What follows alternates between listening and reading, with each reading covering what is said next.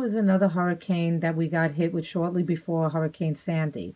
During that storm, the water almost came up to the front, but we were fine. It gave me a false sense of security when I heard about Sandy. I figured the water just wouldn't reach inside. I lived in the house for 22 years, and I never seen the water hit my house.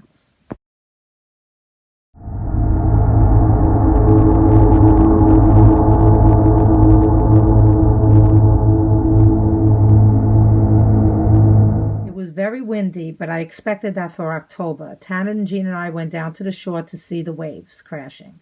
They were bigger than normal, but we enjoyed it.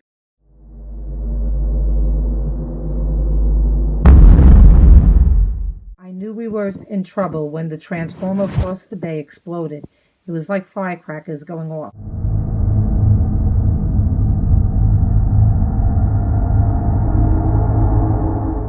I remember I had a global test the Monday before it hit. My classmates were asking the professor if she thought school would be canceled. She told us that it was definitely not going to hit us, and she made it seem like it was no big deal.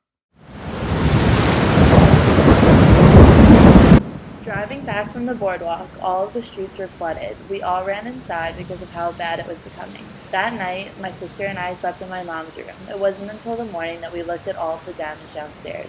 We started acting on it right away because we had so much to get done. There wasn't really time to be sad about it. I made the decision to stay. We all stuck together. My daughters were old enough to understand what was happening.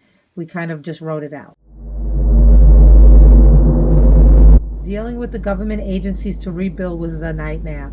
When you lose something, you can personally move forward, but when there are people making it difficult, it prolongs the process.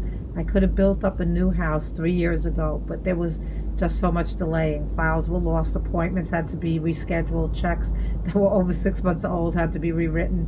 Today I'm still dealing with the craziness.